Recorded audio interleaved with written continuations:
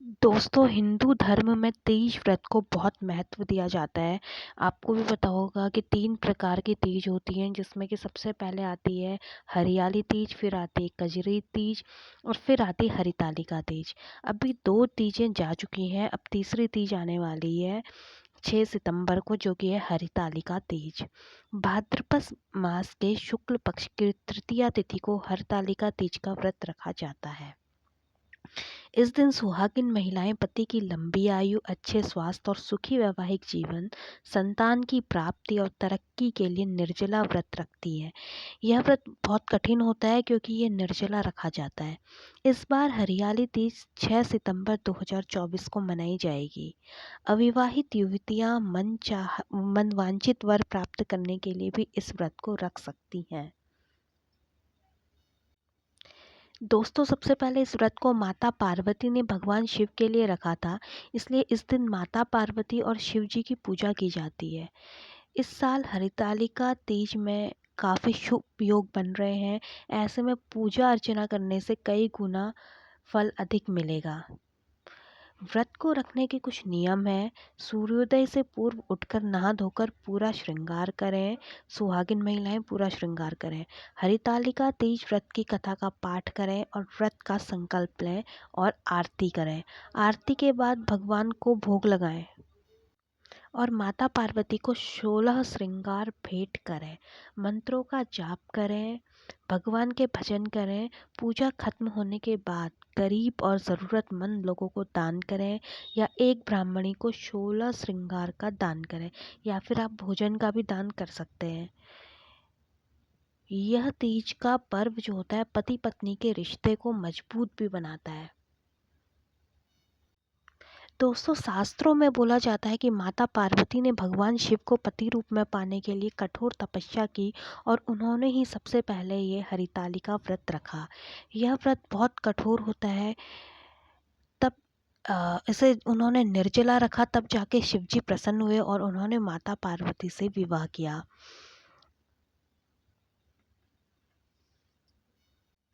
इसमें कुंवारी लड़कियों को मनचाहा वर प्राप्त होता है और विवाह में आने वाली जो अड़चन आती है, जिनकी शादी नहीं हो पा रही होती है, वो भी खत्म होती है।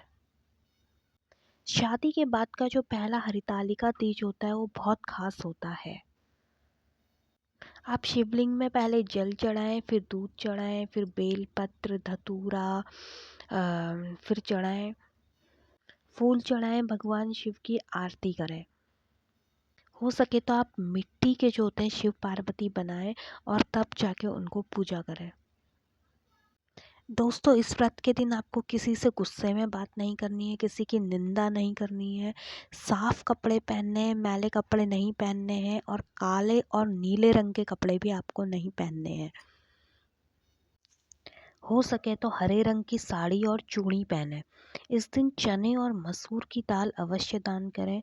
पूजा स्थल साफ रखें। अगर आपको पीरियड्स हो जाते हैं तीज के दिन, हरितालिका तीज के दिन, तो आप व्रत रख सकते हैं, लेकिन आपको पूजा नहीं करनी है, दूर से ही आपको पूजा करनी है।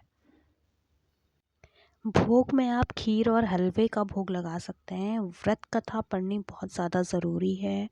दूसरों के प्रति द्वेष की भावना नहीं रखनी है, संयम बनाए रखना है।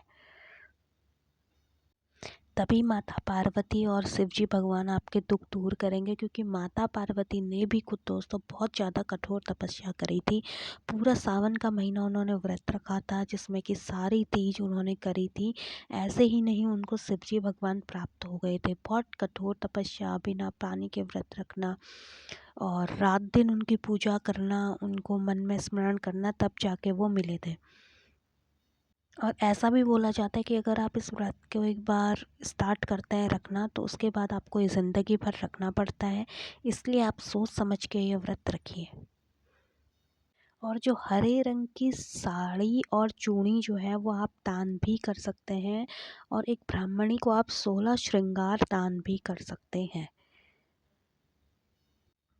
अगर आप बीमार हैं, आप निर्जला नहीं कर सकते, तो आप इसको फलों में भी रख सकते हैं, लेकिन इसका पूर्ण फल तभी मिलता है जब आप इसको निर्जला रखते हैं।